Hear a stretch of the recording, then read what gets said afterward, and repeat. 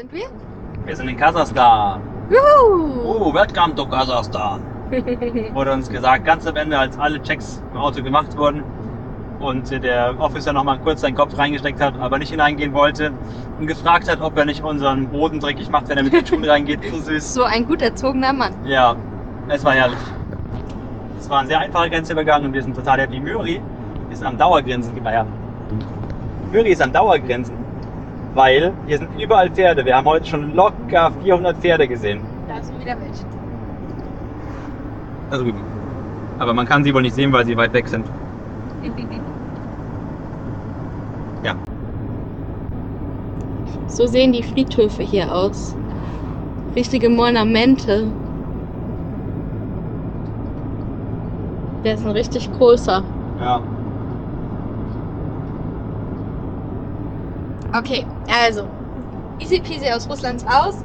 Die geilste russische Grenze, die wir bis jetzt haben. Also wir hatten nur 2. Die russische Beamtin, die konnte ein ganz bisschen Englisch und hat dann wirklich gefragt, ganz am Ende, als wir schon fast durch waren, Did you like Russian roads? Und war so stolz auf ihr Land und auf ihre Straßen. Und wir haben auch bejaht, dass die Straßen super waren und dass wir vermuten, dass jetzt hier schlechtere Straßen kommen. Aber sie war auch am Dauergrinsen, die war echt cool. Die war super nett, ja. Ja.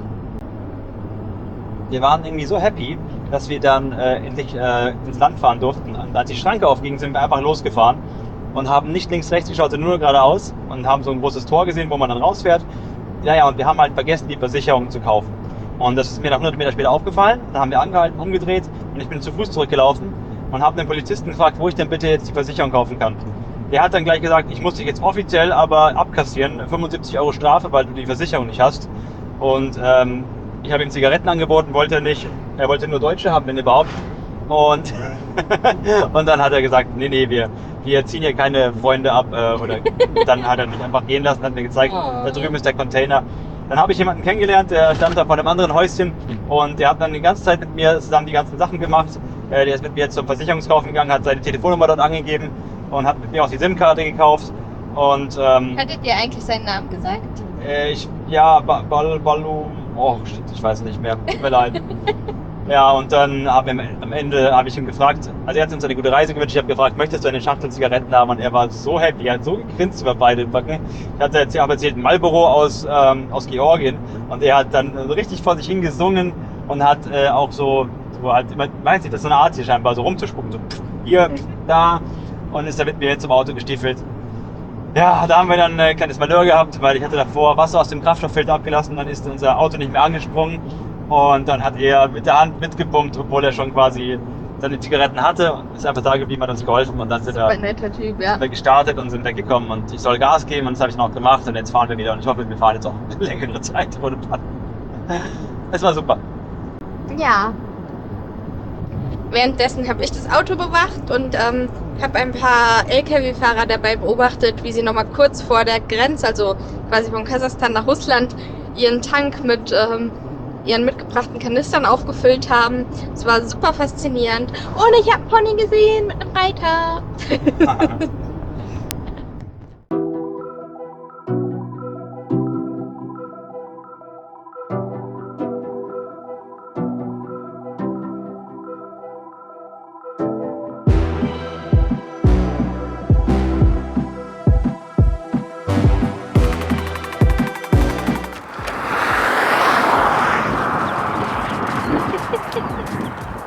Wow. Ich habe auch noch nie ein Kamel irgendwie.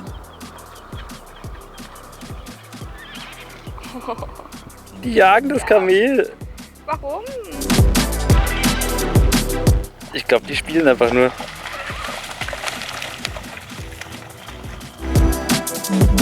Wow. Was macht ihr mit dem armen Kamel? Ui. Das versteht ja kein Mensch. Ja. Aber jetzt geht's richtig ab.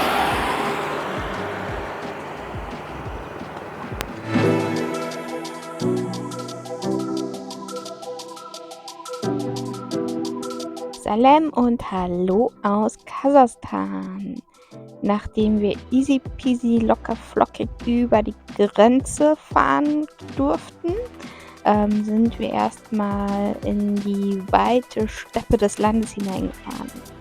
Ich war total begeistert, weil überall gibt es Pferde, Kamele, ab und zu mal ein paar Kühe und einfach überall. Wir haben uns dann erstmal einen Stellplatz irgendwo im Nirgendwo neben einem Flussbett herausgesucht und hatten beschlossen, dass wir hier mal 1-2 Tage Päuschen machen. Das geht in Kasachstan hervorragend und wir haben hier erstmal ein bisschen Wärme und die Gesellschaft von vielen hübschen Pferdchen genossen.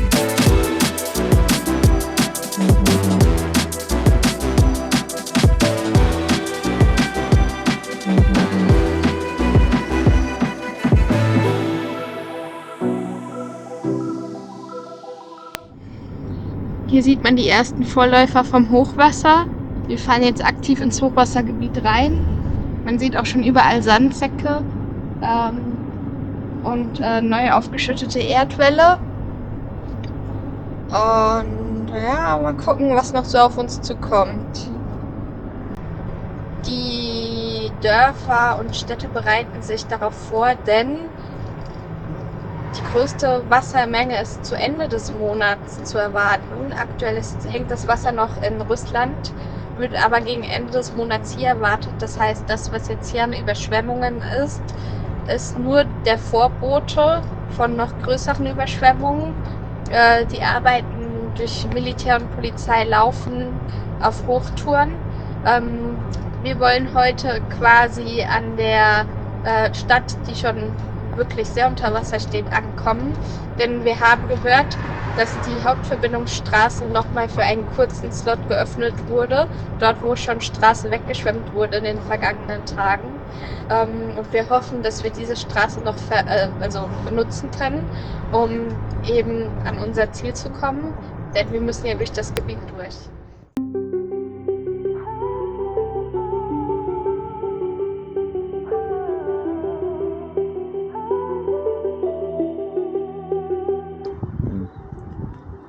Also, es sieht ganz so aus, als wäre da irgendwie Ananas, aber auch Fleisch, Kartoffeln. Sah so aus, als wäre das irgendwie eine Käsefüllung, wie wir das so kennen. Auf jeden Fall Fleisch, oder? Und Kartoffeln. Und Kartoffeln, ja. Fleisch und Kartoffeln. Und wir sitzen irgendwo an einem Spielplatz. In Atyrau, der Hauptstadt der Region. Hier sieht man, wie wir Jenny mit Wasser auftanken, was in Kasachstan gar nicht so leicht ist, denn Wasser ist trotz Überschwemmungen hier ein wirklich wertvolles Gut. Wir haben uns Hilfe geholt bei diesem Laden und haben quasi Schokolade gegen Wasser eingetauscht, denn Geld wollten die Jungs nicht annehmen.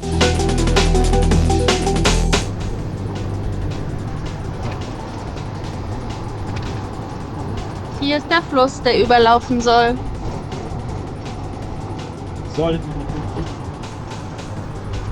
Ja, du siehst überall, die ganzen Sandsäcke schon. Ja. Alles mit Sandsäcken schon abgesichert. Ja. Heute ist Dienstag, der 16. April am Morgen und wir werden heute durch die sehr stark betroffenen Hochwassergebiete fahren. Wir hoffen, dass wir Glück haben und durchkommen, ansonsten müssen wir einen 4000 Kilometer Umweg einschlagen. Und wir fahren nach Dossor rein. Da steht normalerweise kein Wasser. Nee. Und hier auch nicht. Yep.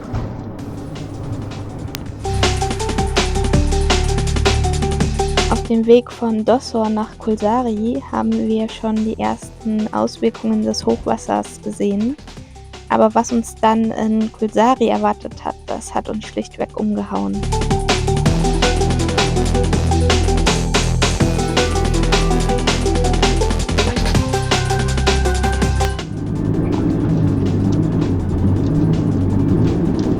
Schon ziemlich gute Arbeit für die paar Tage und dafür, dass man weiß, dass es wieder weggeht. Ja. Wow, überall Wasser.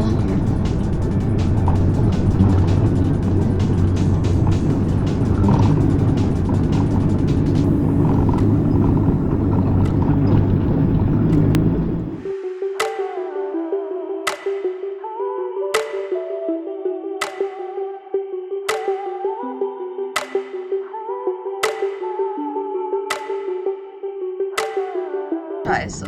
Ich will da gar nicht anhalten drin. Also ich hoffe, dass die...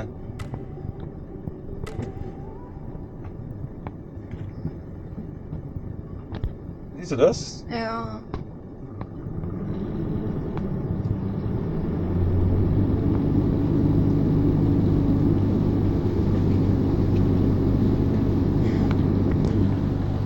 Scheiße.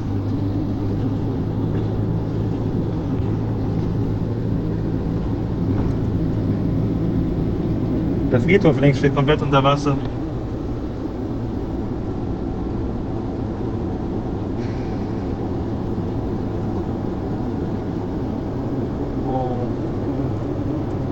Aber wir haben es geschafft. Naja, nee, da vorne kommt noch was. Überall die ganzen Häuser. Mhm. Alles komplett überschwemmt. Mhm. Hier die Tankstelle komplett überschwemmt. Ja, Oh, die ganzen Fenster haben es auch nicht geschafft, das ne? wird jetzt hier auch nochmal dangerous. Fahr bloß nicht zu weit nach rechts. Ja. Dann ist vorbei. Ne? Dann bleibt die da jetzt stehen oder wie?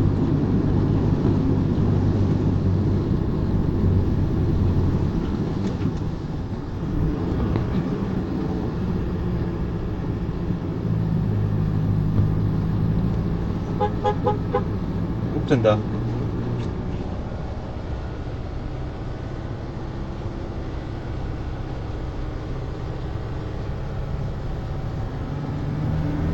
Oh Mann, ey, das arme Auto.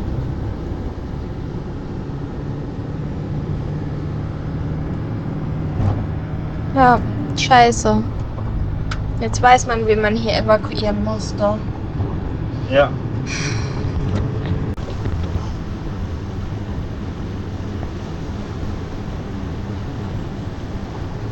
Pass auf vor dir.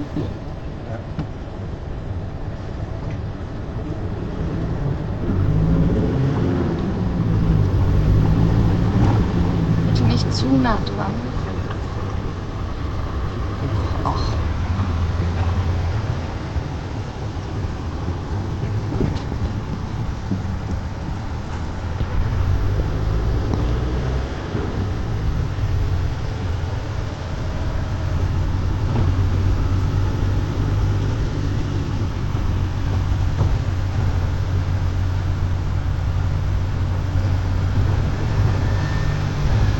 Achtung, der will rüberfahren.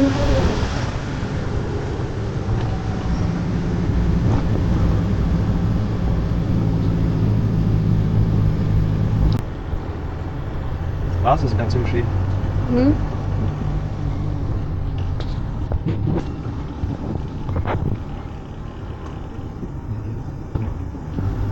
Tja, das sind 1,50 Meter hohe Sandblockaden.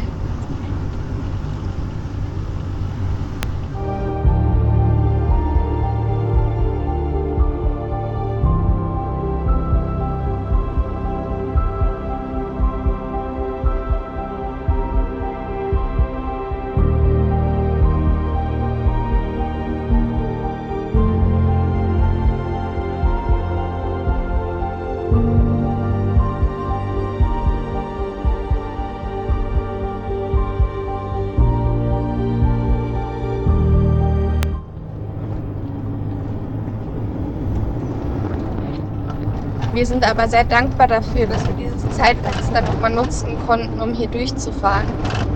Wir sind uns jetzt darüber im Klaren, dass das in einer Woche nicht mehr möglich sein wird. Ja.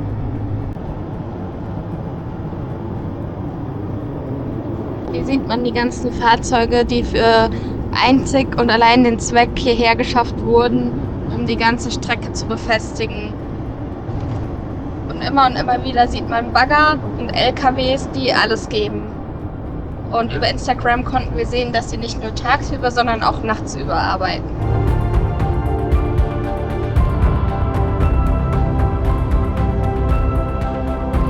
Sind wir? Oran Kiel sind wir. Schaut sehr gemütlich aus. Auch hier ist Wasser.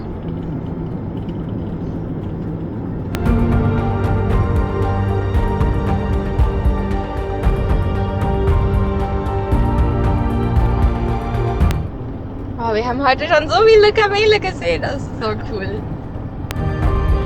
Wir hatten uns überlegt, ob wir so viele Ausschnitte von dem Hochwasser zeigen sollen und haben uns letztendlich dafür entschieden, dass wir alle diese Momente in das Video reinschneiden. Denn ja, auf der Reise gibt es eben nicht nur schöne Momente und das war eher einer der weniger schönen. Wir sind sehr betroffen durch das Gebiet gefahren. Es hat uns auch emotional gemacht. Wir können von uns sagen, wir haben viel darüber gesprochen. Wir haben den allergrößten Respekt vor den Leuten dort, wie sie Tag und Nacht dafür gearbeitet haben, dass der Schaden so minimal wie möglich bleibt. Und wir sind beeindruckt, wie gelassen und wie cool die Kasachen das alles gemeistert haben und genommen haben.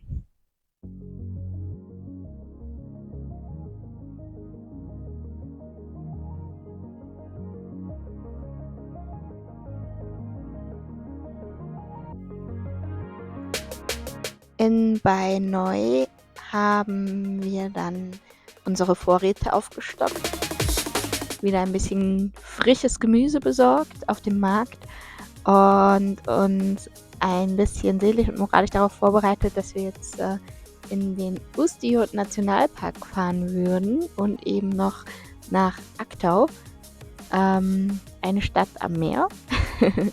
Da sind wir dann auch hingefahren.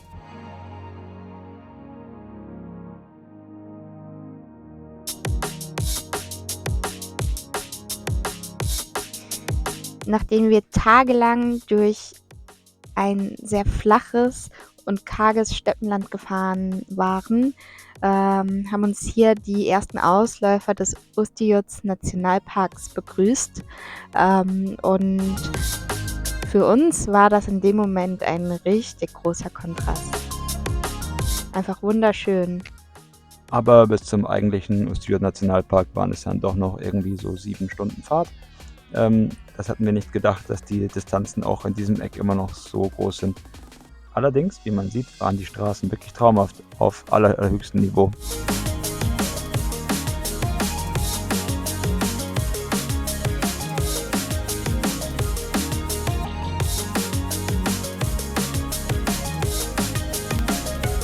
Da ist der Film und hier ist unser leckeres Essen. Gemüse mit dem lokalen kasachischen Brot. Ja, genau. Und Joghurt mit 20% Fett. Und? Schmeckt? Sehr schön. Das ist Vanlife.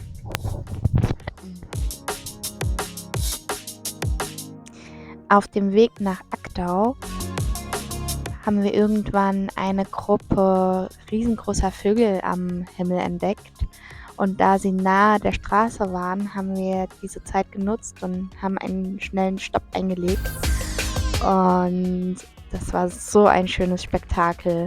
Und hier auf den Bildern sieht man es ganz gut. Wir sind der Meinung, dass es das kasachische Nationaltier, der Steppenadler ist. Das war wirklich so cool.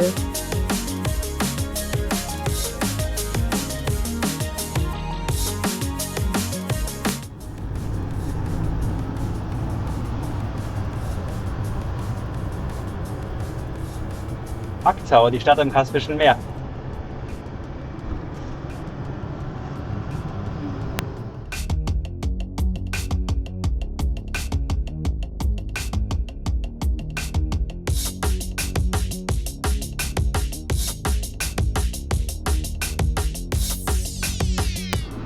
Da ist unser Wiener Hypermarket. Das ist die Metro, da fahren wir jetzt hin. Wir kleinen Konsumopfer haben schon wieder den größten Supermarkt überall gefunden. Große Mengen, gute Preise. Laut iOverländer. Hier gibt es alle westlichen Alkohole, die man sich vorstellen kann, in einem abgetrennten Teil im Supermarkt, in dem Metromarkt. Prost. Auch westliche Preise. Ja, natürlich. Der Jägermeister war auch schon am Start. Nach dem exotischen Alkohol kommt natürlich noch der normale Alkohol.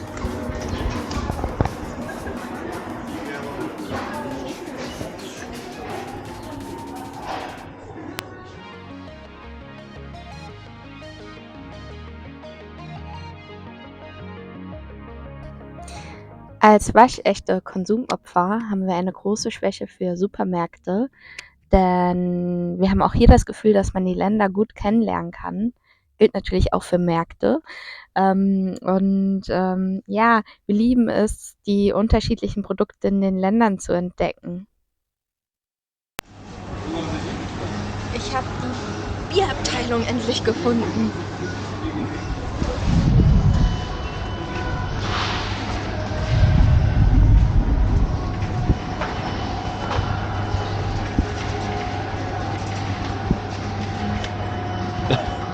Lust auf ein Bier? Oh Gott, ist das groß. Aber zum Beispiel, wie Käse hier gegessen wird, finde ich voll spannend. Sieht man hier dran. Hier kann man diesen Käse eben mit so Rosinen und so einem Kram kaufen. Also eher so als eine Süßspeise wird's gegessen. Die Rettung, ich habe Käse gefunden.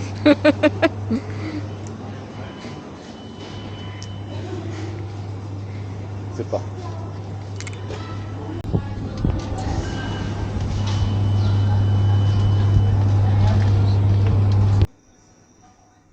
Hier gibt es richtig coole Schokolade aus diesem Land.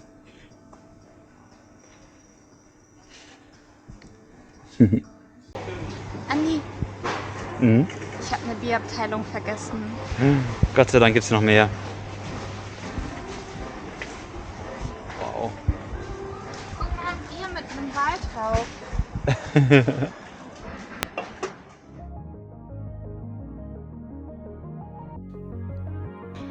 Irgendwann haben wir uns dann aus den Fängen des Supermarktes befreit, haben uns Jenny geschnappt und sind durch die Stadt gefahren zu einem großen Parkplatz am Meer. Dort haben wir unser Nachtlager aufgeschlagen und sind dann eben nochmal mit dem Taxi für umgerechnet, weiß nicht, 2 Euro, in die Stadt hineingefahren und haben die Stadt dann nochmals zu Fuß erkundet. Wobei das Spannende war, dass der Taxifahrer ein Mercedes-Liebhaber war und ganz stolz uns Bilder von seinem Auto gezeigt hat. Und am Ende des Tages hat er dann kein Geld von uns annehmen wollen. Wir haben es mehrmals versucht, aber er hat sich geweigert. Ja, und der war aus Georgien. Ja, und er war zum Arbeiten da, weil es in Georgien keine Arbeit gibt. Sehr traurig. Er wäre gerne zurückgekehrt, aber aktuell sieht er es nicht möglich. Ja.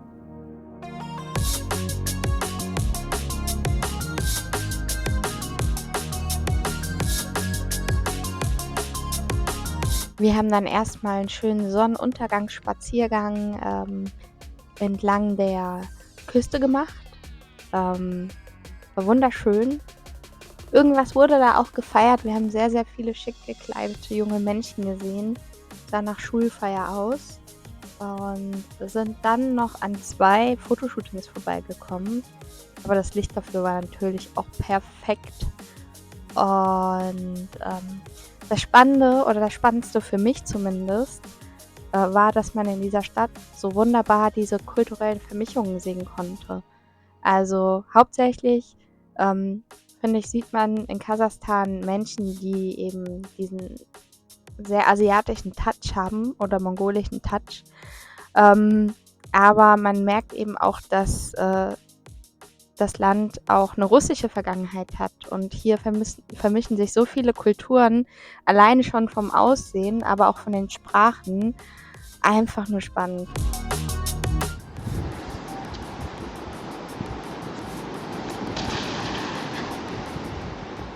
Was ist da passiert?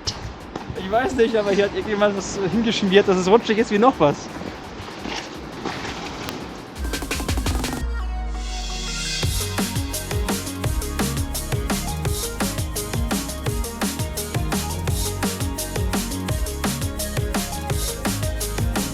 Wir sind im Familiencafé.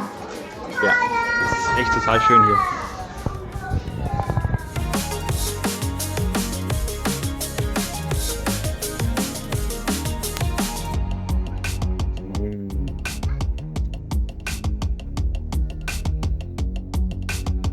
Das soll ziemlich scharf sein. Ich freue mich jetzt sehr darauf.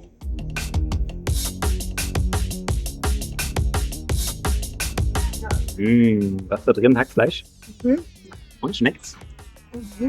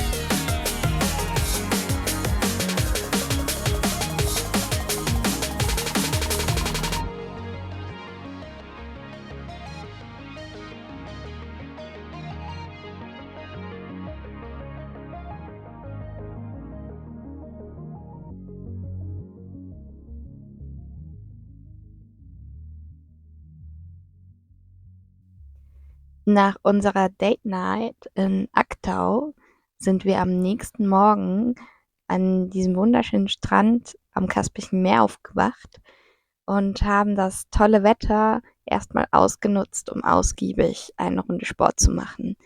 Das haben wir schon lange nicht mehr gemacht, weil in den letzten Wochen und Tagen einfach viel los war und daher haben wir es umso mehr genossen.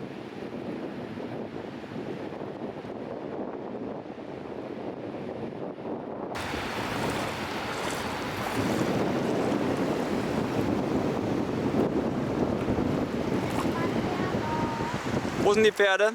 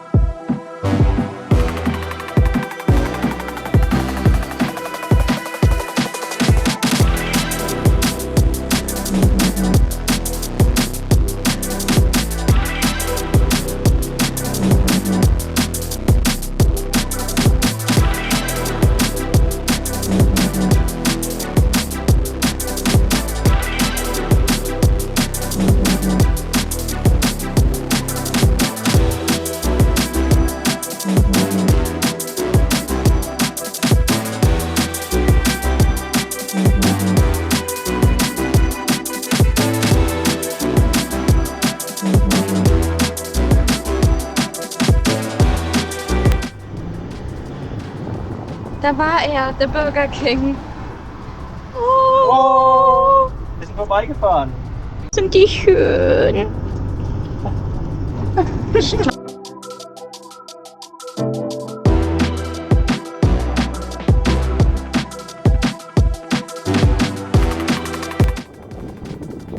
Hier wird überall Öl gefördert und das hier ist das Denkmal. 50 Jahre oder irgendwas. Und wo machen wir mal wieder Mittagspause? Genau, im Schatten der Ölförderung.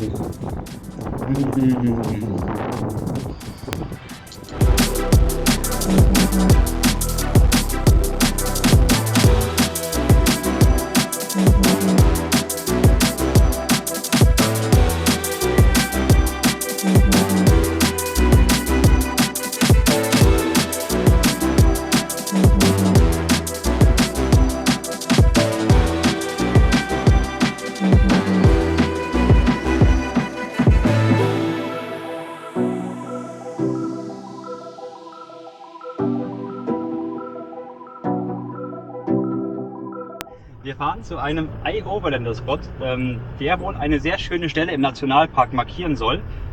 Und derjenige, der das reingestellt hat, hat geschrieben, dass man Allrad wäre gut, aber wenn man Zweiradantrieb hat und ein bisschen fahren kann, dann ist es auch okay.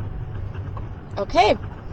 Ja, und der Weg habe ich jetzt per Satellitenbilder habe ich rausgesucht und wir haben jetzt, keine Ahnung, 8, 9, 10, 11, 12, 13, 14, 15 Kilometer vor uns und wir gucken mal, ob wir es schaffen.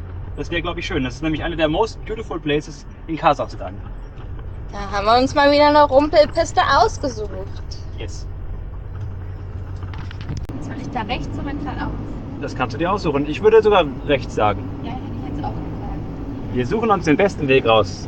Rechts vorne ist so verspult. Genau, einfach hier rüber. Du kannst hier nichts falsch machen. Die Fahrrinne ist nicht tief genug. Wir können dich aufsetzen.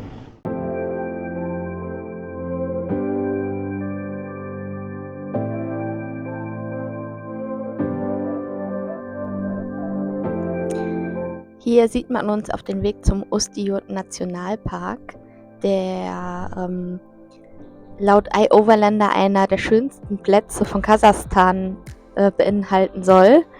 Andi hatte uns über Satellitenbilder die Strecke herausgesucht, was gar nicht so leicht war.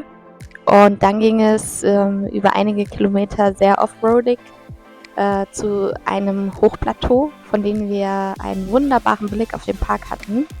Der Ustiot Nationalpark ist bekannt für seine typischen Mondformationen und seine Tiramisu-Berge.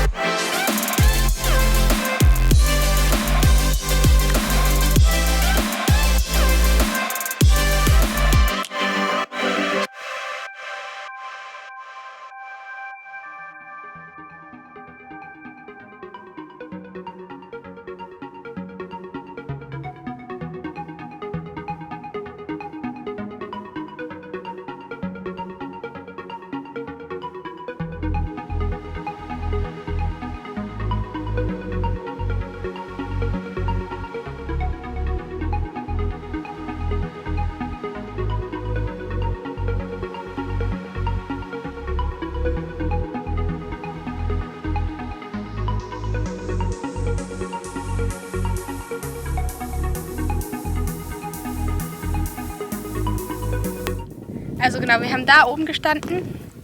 Da kann man hinfahren.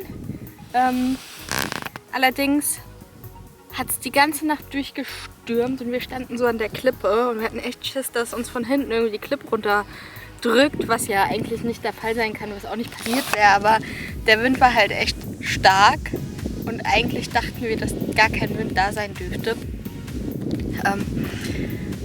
Wir hatten noch, also irgendwie die Windprognose hatte nicht gestimmt. Und dann haben wir uns aber so unwohl gefühlt, obwohl das so ein geiler Platz ist, dass wir jetzt hier dann runtergefahren sind und uns einen anderen Platz gesucht haben.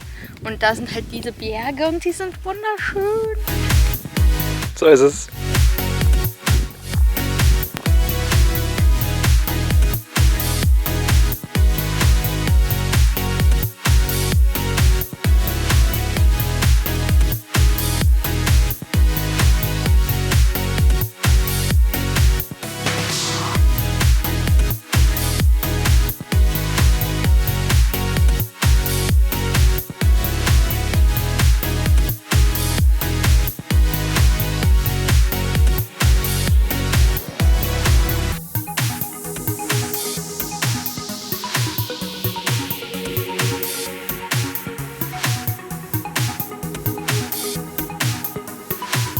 Ich schnippel hier gerade das Gemüse. Heute gibt es kleine Linsenpfannkuchen mit Gemüsefüllung und Tahini-Soße.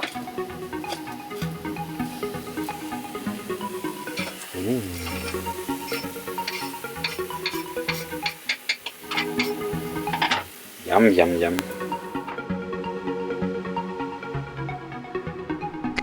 Der Ustiyo-Nationalpark hat uns so viel Ruhe gegeben, dass wir beschlossen hatten, hier auch eine kleine Pause einzulegen. Es war zwar sehr, sehr warm, denn es ist, wie man sieht, sehr wüstig, aber wir haben so sehr die Ruhe, die Abgeschiedenheit und die Natur genossen und haben ein bisschen Kraft aufgetankt. Und wir haben auch Besuch gekriegt von dieser kleinen Schildkröte. Es war sehr cool, die Wüste lebt, sage ich nur.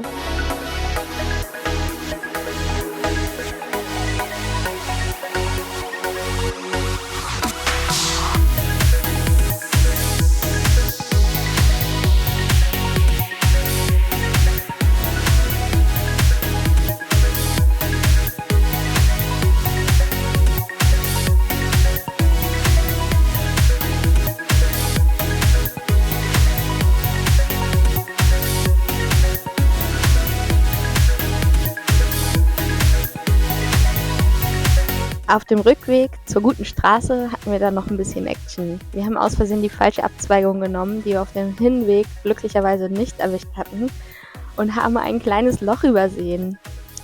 Glücklicherweise war es nicht so schlimm und wir konnten uns auch gut wieder aus dem Loch befreien. Und trotz, dass das so ein einsamer Nationalpark ist und wir in den Tagen davor vielleicht eine Person gesehen haben, kam genau in dem Moment, als wir uns festgefahren haben, 2 Autos vorbei und es sind direkt 2 junge Männer aus dem Auto gehüpft und haben uns dann geholfen, das Auto wieder zu befreien. Das war so ein glücklicher Moment. Das war wirklich cool.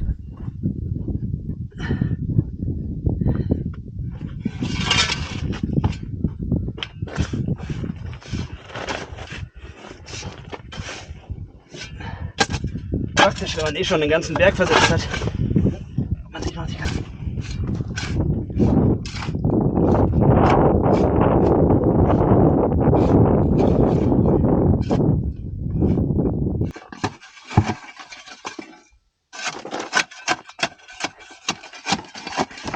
Oh oh. Ja. Wollen wir tiefer einsinken? Natürlich nicht. Okay. Okay. Sie werden schieben. Also sie stehen hinter dir, ne?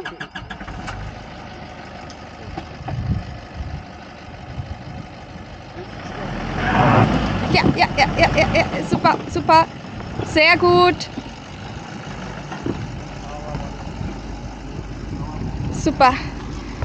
Und wir haben Verluste. Thank you very much. Ahmed, we're from Germany. Germany, we see. Oh. From Munich. dank der 3 netten Leute eben, die noch vorbeigekommen sind und spontan geholfen haben, sind wir rausgekommen. Und ich würde sagen, das Edelstahl hat sich komplett wieder zurückgebogen. Die Befestigung ist jetzt ein bisschen lockerer. Die Lampenabdeckung ist kaputt. mal gucken, ob die Lampe noch funktioniert. Ja, das ist auch vorne am Eck.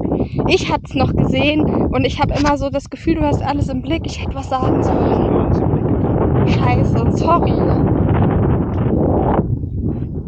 Dann war das meine Schuld. Also wir kommen hier gut vorbei, aber ich wusste nicht, dass hier auf Ein einmal die Loch Straße ist. aufhört und wir hier absinken. Und zwar so richtig.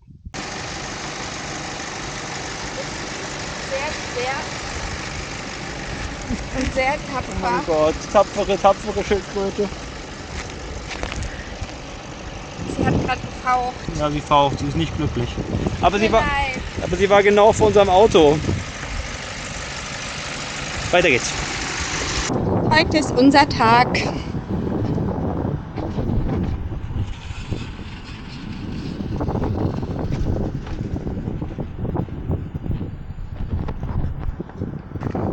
Was kann ich halten? Bitte.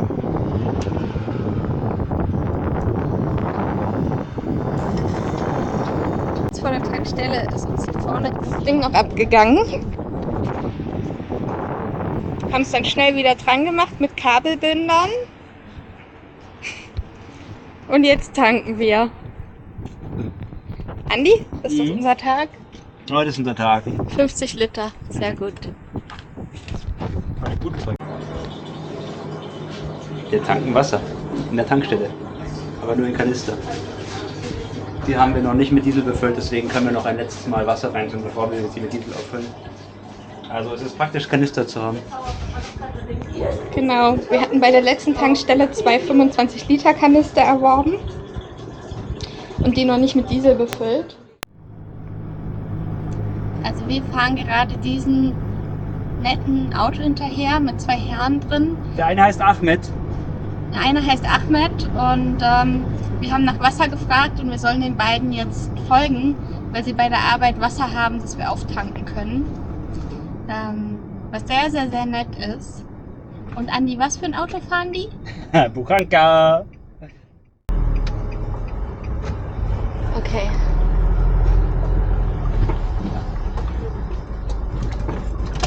Achtung, Bodenwelle. Hey, my name is Muriel. Your name? Aman. Okay. Hi, I'm Muriel.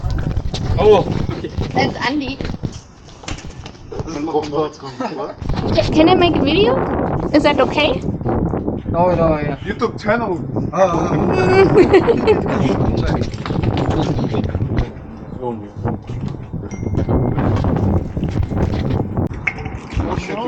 Aşık. Su topraklık müzik. Git bak. Ya karanlık soru Nice.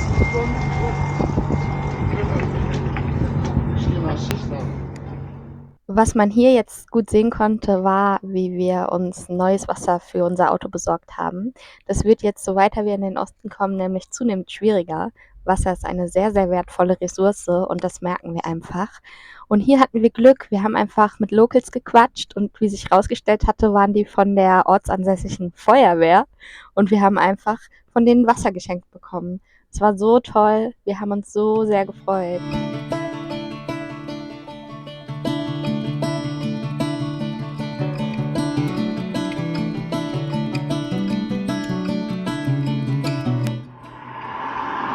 Juri, wir fahren schnell noch zum Parkplatz hoch und versuchen da abzustellen, okay? Los. Ich weiß nicht, was es ist. Wir müssen sofort zum Parkplatz fahren. Mhm.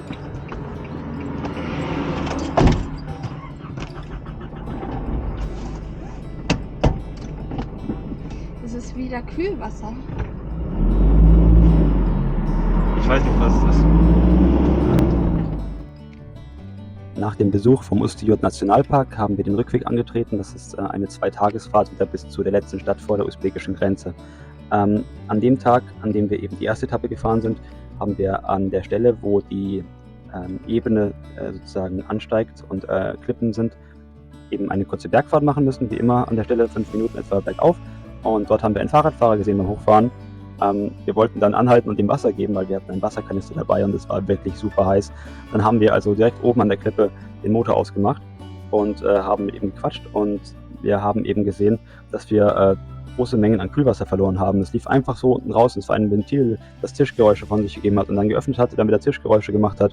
Und wir hatten große Panik, dass wir jetzt ein Problem mit unserem Kühler haben oder dergleichen, sind schnell auf den Parkplatz umgefahren, haben das Fahrrad rausgekippt, haben das eben genau angeschaut, haben aber keinen weiteren Verlust gesehen, haben ein bisschen Wasser nachgefüllt, haben ganz nett mit der Fahrradgruppe gequatscht, die aus Russland kommt und die dort 1 oder 2 Wochen mit dem Fahrrad herumfährt, und haben uns auch vernetzt und sind eingeladen worden. Ich bin nicht sicher, nach St. Petersburg oder Moskau. Moskau war es, ja. Und dann sind wir eben weitergefahren, haben nochmal an einen von den Autobahnraststätten die dort üblicherweise verbauten Gruben benutzt, also wo man sozusagen hochfährt und man kann dann unter sein Auto laufen. Das ist wirklich total cool in dem Land, dass es die überall gibt. Haben da nochmal einen Blick geworfen, sind auch sofort Locals gekommen, die mitgeschaut haben. Es war aber nichts zu erkennen, und wir gehen einfach davon aus, dass es ein Fehler von uns war. Wir sollten den Motor nach einer Hochbelastung nicht plötzlich ausschalten, da dann das Kühlwasser nicht mehr zirkuliert anscheinend, und dann natürlich irgendein Ventil öffnet, Gott sei Dank, und das zu heiße Wasser ablässt. Das werden wir in Zukunft vermeiden, und wir sind immer sehr froh, wenn wir solche kleinen Lektionen auf dem Weg lernen, bevor es ernst wird, zum Beispiel bei dem großen Gebirge in Tadschikistan, dem Pamir Highway. An dieser Stelle sagen wir schon Sal Bonus und auf Wiedersehen. Das nächste Mal fahren wir dann nach Usbekistan.